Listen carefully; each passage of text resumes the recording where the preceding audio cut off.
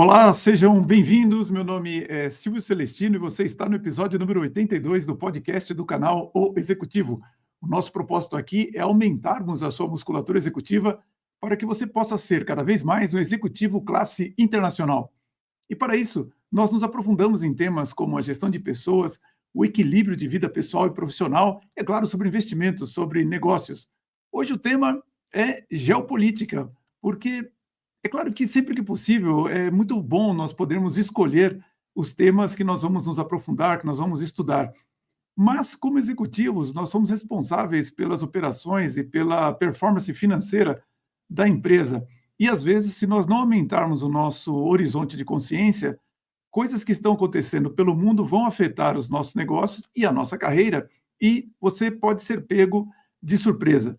Então, hoje o assunto é um pouco árduo e você vai entender por que eu escolhi esse assunto, uma vez que nos últimos dias, e principalmente essa semana, um conjunto de acontecimentos começou a agravar a situação geopolítica, principalmente na Europa, e isto acaba gerando impactos para os nossos negócios.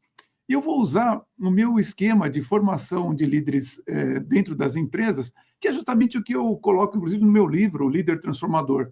E para isso eu vou usar, inclusive, alguns slides aqui que eu preparei, para que você possa entender que quando eu falo sobre a formação de líderes, eu dou um conjunto de steps, de passos para você formar bem um líder executivo e empresarial.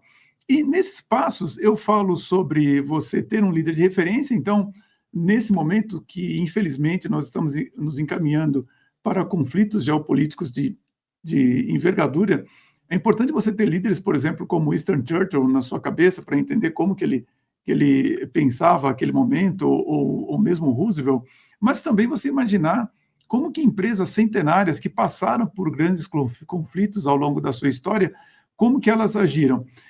O segundo passo que eu digo para as pessoas é saber fazer perguntas reais, e perguntas reais normalmente é um pouco mais complexo para o executivo imaginar, que ele não deve começar as suas perguntas toda hora com como, em geral, como que eu faço isso, como que eu faço aquilo, etc.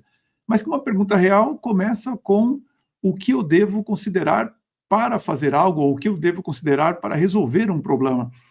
E hoje o que você tem que considerar, e aí é o tema, é o nosso terceiro passo para formar bem um líder, é o contexto no qual a liderança ela é exercida.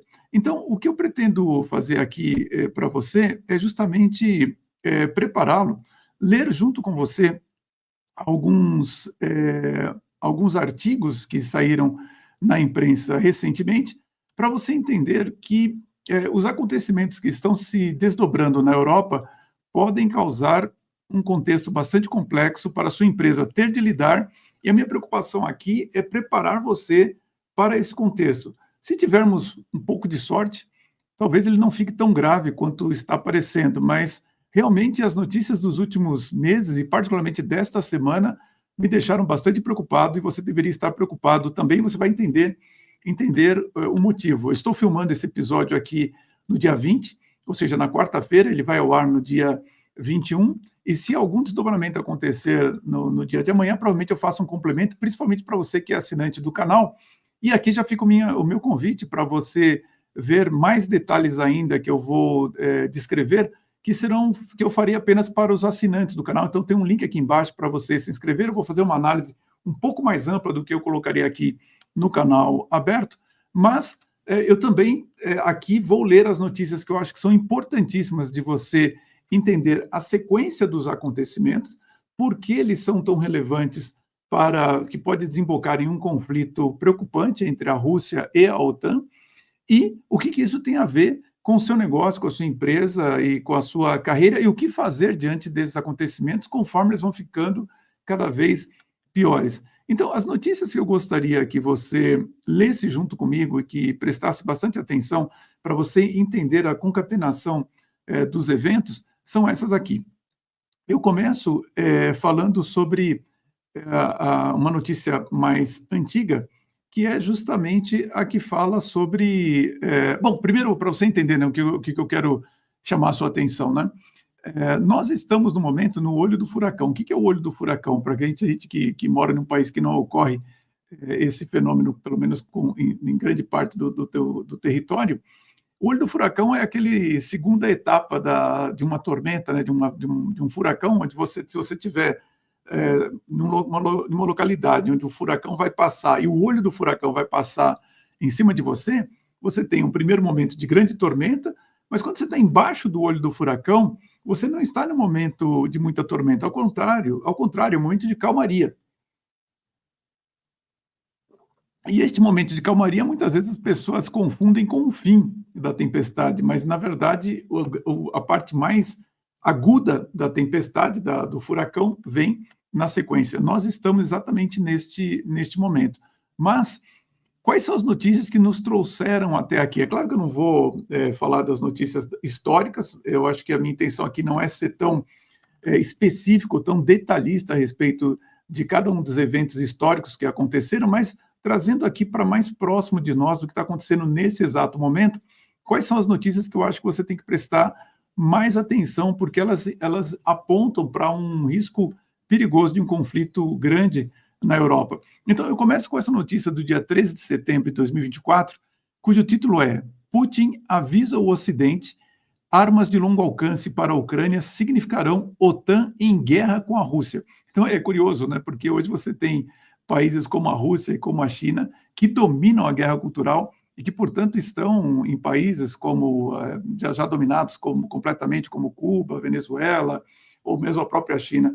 E a Rússia, que aqui no Brasil dominam totalmente a nossa cultura, quer seja nas escolas, nas artes e também no jornalismo, mas eles, na hora que alguém fica próximo ali de um território, de um país que eles dominam, então eles fazem essas ameaças, no caso, na Rússia. E diz o seguinte, essa notícia: há uma escalada de tensão entre a Rússia e a OTAN à medida que o Ocidente considera fornecer à Ucrânia armas de longo alcance que poderiam atingir território russo. O presidente russo Vladimir Putin alertou que tal ação equivaleria a uma declaração de guerra da OTAN contra a Rússia. Ele destacou que a Ucrânia não possui a capacidade técnica para utilizar essas armas sem assistência direta, melhor dizendo, dos países da OTAN, sugerindo que isso representaria uma participação direta no conflito. Vocês vão ver que eu vou falar para vocês que armas são essas, para você entender bem o que está acontecendo, e, de fato, elas não têm como ser operadas sem o auxílio do Ocidente. Putin mencionou que a permissão para ataques de longo alcance contra a Rússia mudaria a natureza do conflito, passando a ser uma guerra com a participação direta de países da OTAN. Essa postura foi reforçada por comentários do senador russo Alexei Pushkov e reportagens sobre movimentações militares na região de Kursk. Kursk é uma região que a Ucrânia invadiu na Rússia, né? A Rússia está invadindo o lado leste, principalmente, da Ucrânia. Uma grande porção do território da Ucrânia está hoje sob o domínio da Rússia, e a Ucrânia, em uma estratégia de contra-ataque, na verdade, e pegou muita gente de surpresa, ela dominou uma região da Rússia, se não me engano, fica mais a noroeste e mais ao norte assim, da Ucrânia, e ali ela pegou uma faixa importante. Enquanto isso, a Rússia alega ter retomado territórios e repelido forças ucranianas, é desse território que ela está falando, em contraofensiva nas regiões fronteiriças. O Ministério da Defesa russo relatou perda significativa para as forças ucranianas em termos de tropas e equipamentos. Você não pode esquecer que o maior exército da Europa é o ucraniano. Então, não que isso não tenha acontecido, isso que a Rússia está relatando, mas, como é bem sabido, a verdade não é bem o que sobra em meio a uma guerra. Apesar disso, autoridades ocidentais continuam a apoiar as operações ucranianas, vendo nelas uma oportunidade de enfraquecer a posição de Putin. A situação é descrita como uma guerra de atrito, com grandes desafios e perdas para ambos os lados envolvidos. Como eu falei, os comunistas que dominam Rússia, China e outros países, eles são muito bons nas guerras culturais e, claro, eles dominam também grande parte da imprensa, aqui no caso do Brasil. Então, é por isso que eu uso mais essas outras fontes de notícia, como é o caso do Zero Hate, para saber com um pouco mais de clareza o que está acontecendo. Então, observe que essa notícia é do dia 13 de setembro. E 12 dias depois, olha só o que acontece. Putin reduz o limiar para o uso de armas nucleares em advertência dramática direcionadas à OTAN. Ou seja, ele está dizendo aqui o seguinte, que ele mudou as condições para as quais ele se dá o direito, né? Ele se dá o direito, não é Genebra, não é as leis internacionais, para usar armas nucleares. Ele diz o seguinte: a recente declaração do presidente russo Vladimir Putin baixou o limiar para o uso de armas nucleares pela Rússia. Em resposta a ataques transfronteiriços da Ucrânia, Putin revisou a doutrina nuclear do país, afirmando que agressões contra a Rússia, apoiadas por estados com armas nucleares, serão consideradas ataques conjuntos, potencialmente justificando a resposta nuclear russa. Ou seja, um país, como é o caso dos Estados Unidos, Inglaterra ou França, que possui arma nuclear e que está ajudando a Ucrânia nessa guerra contra a Rússia, ele vai considerar que, então, ele está sendo atacado por uma potência nuclear e isso dá direito a ele de usar armas nucleares também, mesmo que ele esteja sendo atacado por armas convencionais. Putin destacou que a defesa de Belarus é Bielorrússia, né? Belarus seria a palavra mais próxima da língua do país, como sendo o nome da região.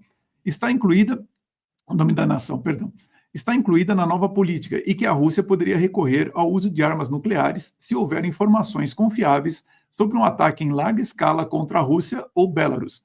Essa mudança na política é vista como uma reação direta às ações ocidentais e à visita do presidente ucraniano Zelensky aos Estados Unidos, onde busca apoio para o uso de armas de longo alcance contra a Rússia.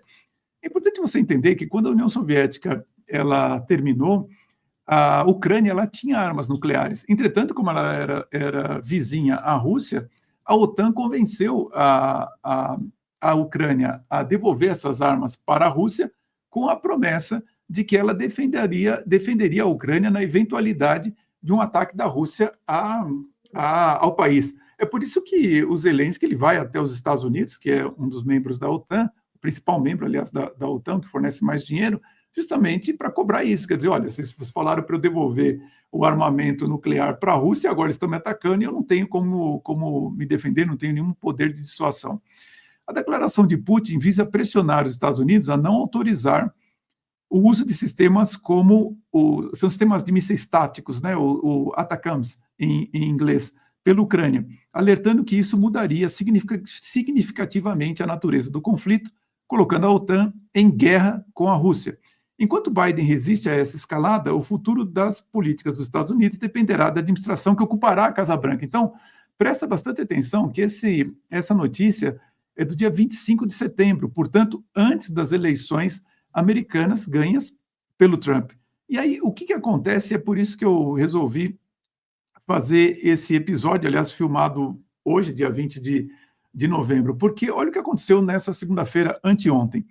Em grande mudança de política, Biden autoriza a Ucrânia a usar mísseis dos Estados Unidos para atingir alvos dentro da Rússia.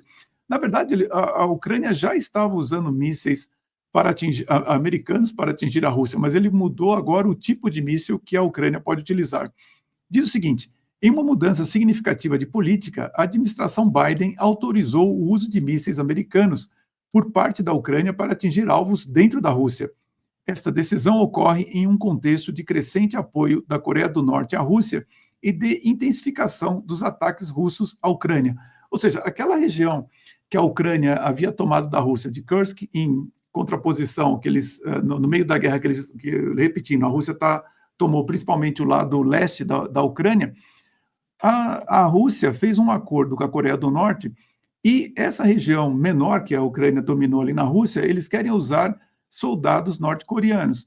A princípio seriam 10 mil soldados, que já é uma quantidade grande, mas existem informações de que a Coreia do Norte pode deslocar até 100 mil soldados para recuperar essa região da Ucrânia. E é por isso que a Ucrânia pediu o uso desses mísseis por parte mísseis táticos americanos para usar em seus sistemas de defesa.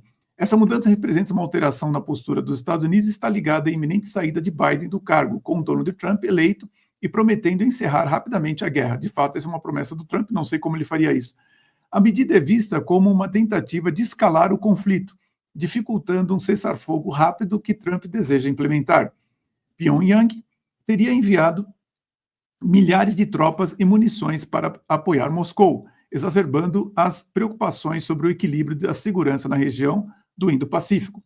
A administração Biden, antes contrária a tal escalada, mudou de posição, devido à cooperação militar Rússia e Coreia do Norte. A administração pretende enviar o máximo de ajuda possível à Ucrânia antes de Trump assumir em janeiro, enquanto Trump e aliados expressam ceticismo sobre o contínuo suporte americano a Kiev. Kiev é a capital da Ucrânia. Bom, é o tal negócio, como eu digo para vocês, quer dizer, a guerra é bastante desleal, porque existe uma guerra cultural que é feita principalmente pela China, que é mestre nessa guerra nos Estados Unidos, que influencia todo o partido democrata, e você vê claramente que com a derrota do Biden, ele está fazendo de tudo para evitar que esse desejo do Trump de terminar essa guerra rapidamente não seja possível de ser feito, e, portanto, ele está literalmente provocando um aumento da guerra na região. Então, isso foi de segunda-feira agora, essa semana, por isso a importância dessa informação para você, e daqui a pouco eu vou falar a importância disso para os seus negócios e para a sua carreira. Então, para explicar o que aconteceu, é importante você entender o seguinte: o que é esse dispositivo que os Estados Unidos liberou para a Ucrânia? Aqui eu peguei informação de um canal que eu aconselho que você, inclusive, assine, que é o Mundo Militar, excelente canal, um canal em português, que está acompanhando muito bem todos os conflitos que estão ocorrendo ao redor do mundo. Recomendo que você assine, vou deixar um link aqui, aliás, vou deixar o link de todas as notícias aqui embaixo para você poder ler completamente, aqui eu estou dando apenas um resumo dela, mas esse é o sistema que os Estados Unidos disponibilizou para a Ucrânia na guerra até o momento. Então, esses sistemas são sistemas móveis de artilharia e de foguetes, e que são fundamentais, porque hoje, devido ao uso de drones, principalmente, você tem um sistema que pode atirar mísseis no inimigo e se mover rapidamente, é realmente uma arma ideal para você poder evitar esses ataques de drones. Entretanto, esse sistema, originalmente, ele usava foguetes com alcance de até 80 quilômetros, que são foguetes guiados. E agora, o que aconteceu foi que os Estados Unidos liberou para esses mesmos sistemas, ou seja, que são chamados de HIMARS, né, usarem os mísseis ATACMS, que são mísseis táticos que podem alcançar até 300 quilômetros. Como esses mísseis podem alcançar até 300 quilômetros, eles podem atingir estruturas militares russas, por exemplo, sistemas que estão sendo preparados, ou locais onde estão os paióis, né, onde estão guardadas armas russas, pode atacar mobilizações de tropa, ou mesmo canhões e tanques que estão a uma distância grande da fronteira ucraniana, e esses mísseis são extremamente potentes, ou seja, eles causam grandes danos para as instalações militares da Rússia se forem utilizados. Então, o que acontece? No dia 18, você leu aquela notícia que o Biden autorizou Zelensky a usar esses mísseis que vocês estão vendo aí nessa foto, e olha só o que aconteceu ontem. Escalada significativa no conflito entre Ucrânia e Rússia.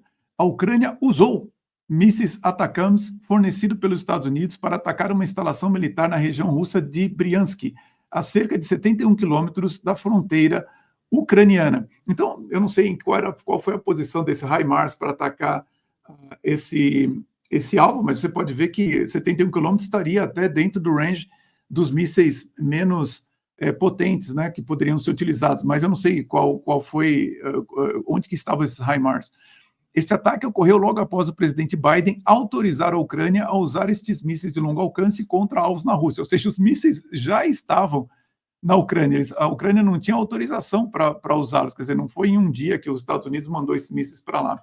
A Rússia confirmou o ataque, afirmando que derrubou 5 mísseis e um causou danos, ou seja, um dos mísseis atingiu, segundo a Rússia. Não dá para saber se isso é verdade ou não, porque vem da Rússia.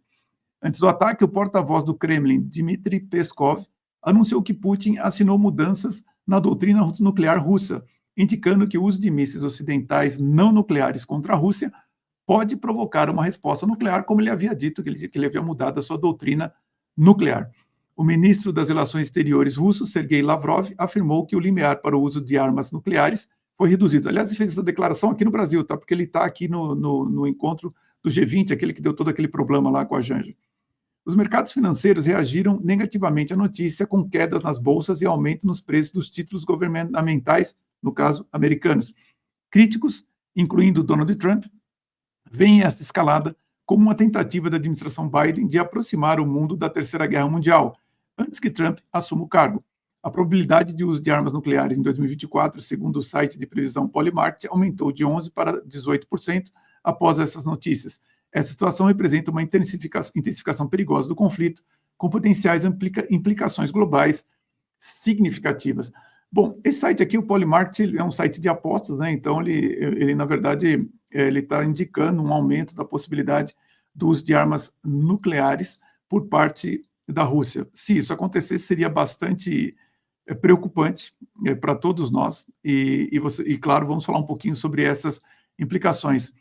Só que no dia 19, ontem ainda, o Biden disse que vai apressar o envio de 275 milhões em armas para a Ucrânia antes de Trump assumir o cargo. Ou seja, de fato, parece que Biden está seguindo aquela doutrina de terra arrasada, né? Ou seja, deixar o governo na pior condição possível para quando Trump assumir. Eu não sei como que deixam o Biden fazer isso, mas é o que está acontecendo.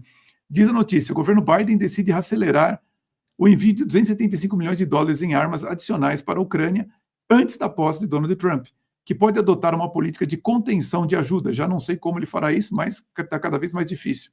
Esse movimento surge em meio à pressão dos defensores da Ucrânia que temem que Trump, que criticou Zelensky durante sua campanha, reduza o suporte dos Estados Unidos.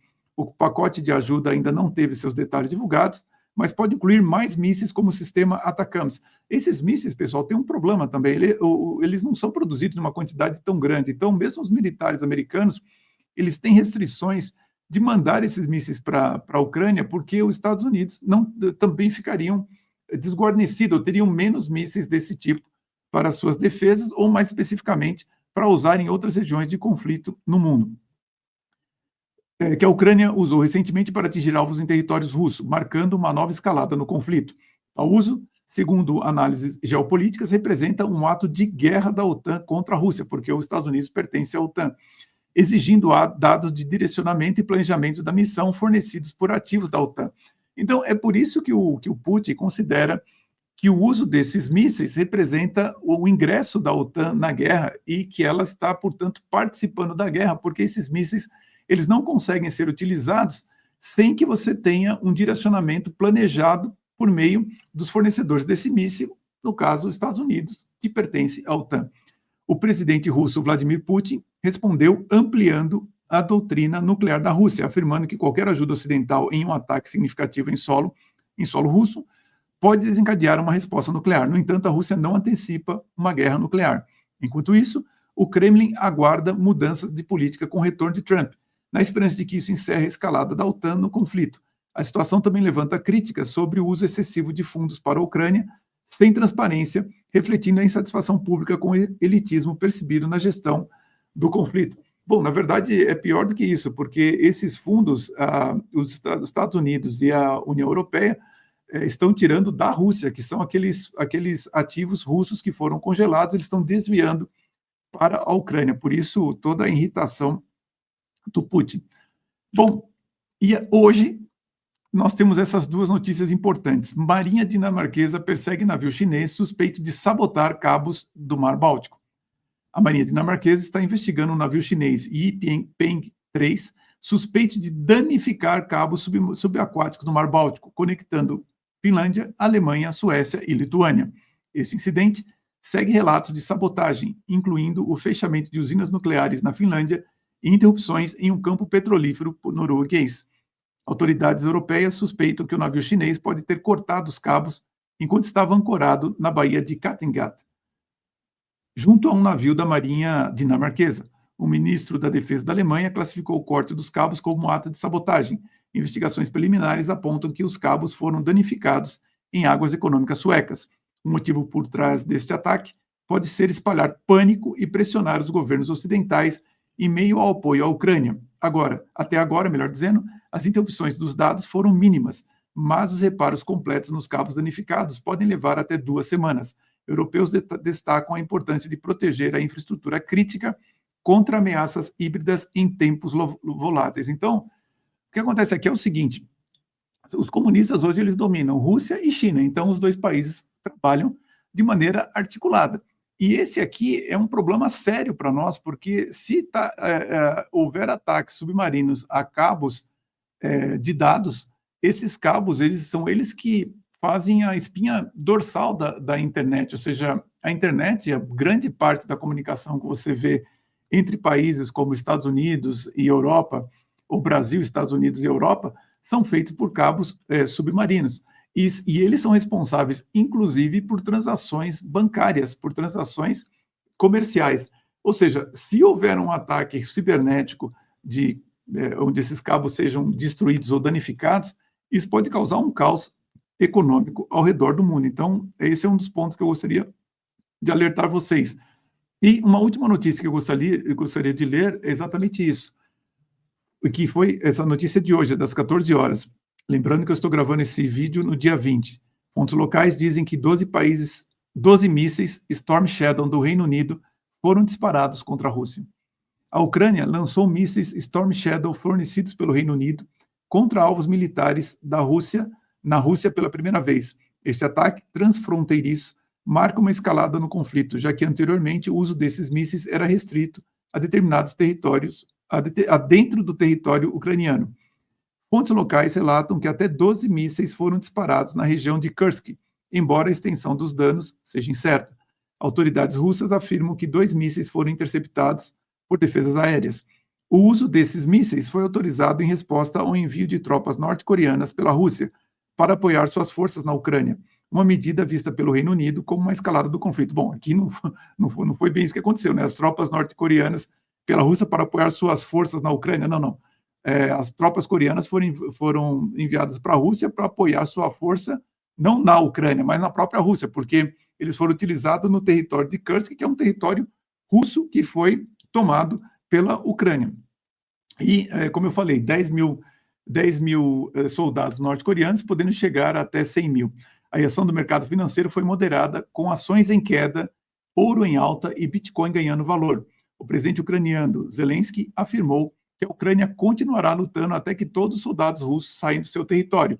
A situação é considerada perigosa e preocupante por analistas. Então, o que está acontecendo aqui? Da mesma forma que os mísseis ATACMS americanos, eles tinham uma faixa de até 300 quilômetros, esses mísseis Storm Shadow, eles conseguem atingir alvos até 250 quilômetros. E apesar deles terem colocados aqui que os mísseis foram fornecidos pelo Reino Unido, esses mísseis foram desenvolvidos conjuntamente pelo Reino Unido e pela França. Ou seja, isso aqui indica que agora não apenas os Estados Unidos têm objetivamente mísseis sendo usados contra o território russo, mas também a França e a Inglaterra e o Reino Unido. Ou seja, é uma escalada grande desse conflito. E para terminar as nossas notícias, bom, então essa é a situação que eu gostaria de chamar a atenção de vocês para o que está acontecendo. Uma vez que esse problema ele pode afetar grandemente as operações da empresa e principalmente os mercados. E você, como executivo, como é responsável pela performance financeira da empresa, deveria saber como agir diante de uma situação como essa. Mas agora eu gostaria de chamar a atenção para você desse contexto, em qual é o momento que nós estamos nos mercados, qual é o momento econômico do mundo, especificamente por meio das informações que nós temos do mercado americano, para que você possa se preparar. Então, nós temos um aumento desse conflito na Europa em um momento que é bastante negativo para os mercados. Então, que momento é esse? Bom, o momento é o seguinte, quando você olha, e para você que me conhece, você sabe que eu gosto muito desse indicador, como um indicador que não é muito preciso, mas ele ajuda a nós entendermos os ciclos econômicos.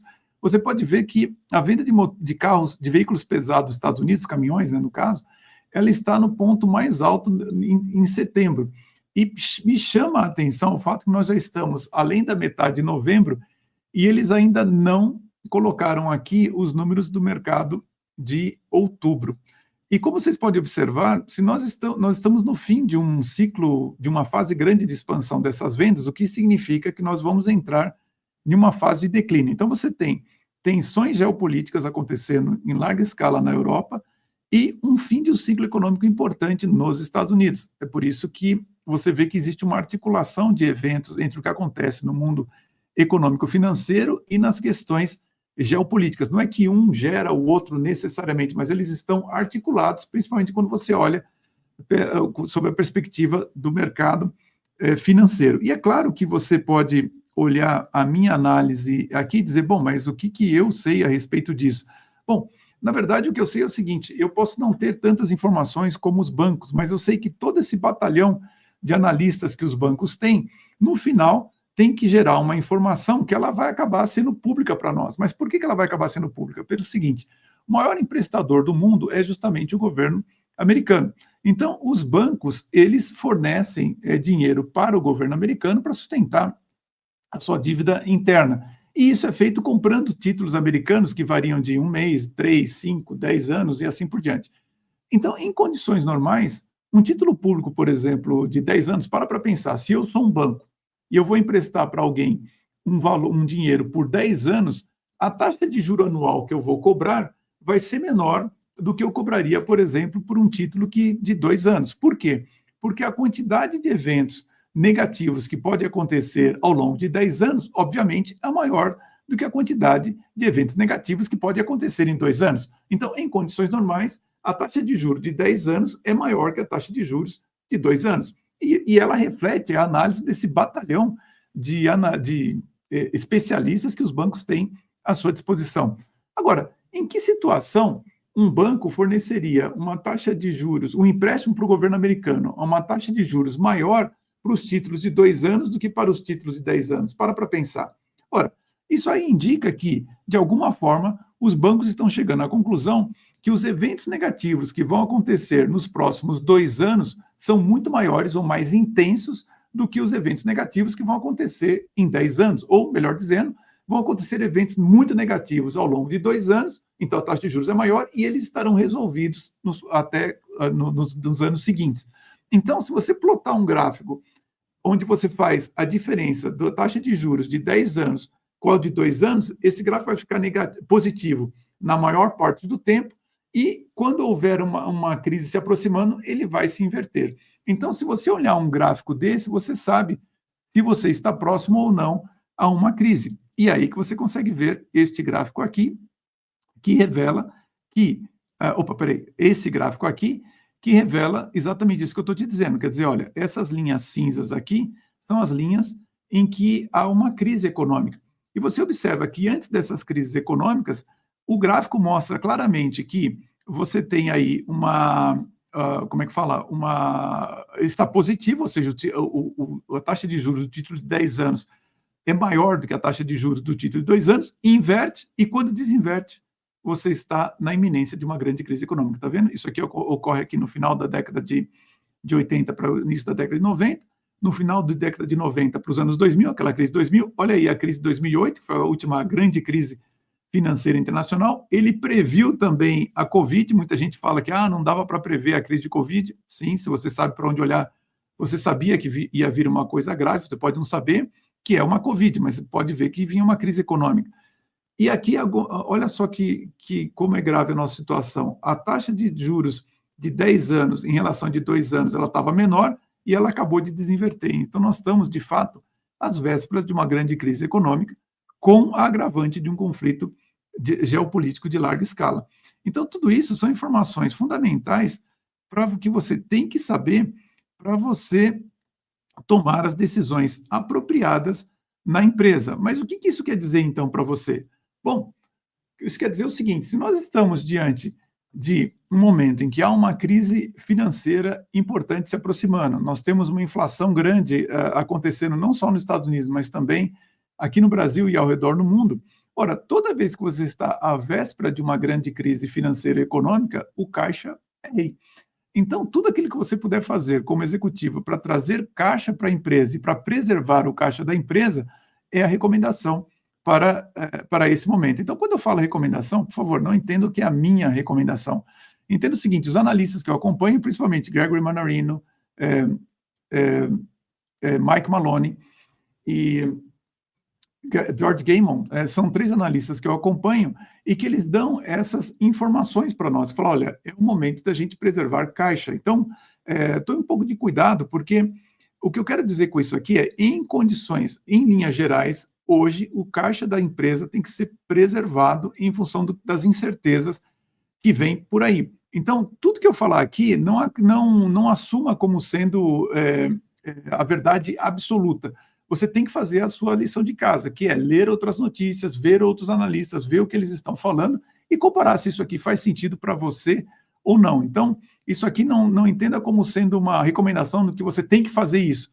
Olha, dado esse cenário, dado essas coisas que nós estamos vendo aqui, é prudente você cuidar do caixa da empresa nesse momento. Então, procurar antecipar, é preferível que você faça seus clientes antecipar os pagamentos, dar o desconto para quem pagar à vista, é preferível se você trabalha com alguma coisa que a pessoa pode comprar em bases anuais, dá um desconto se ele já comprar para os próximos 2 anos seu produto, seu serviço, ou seja, é fundamental você preservar o caixa da empresa.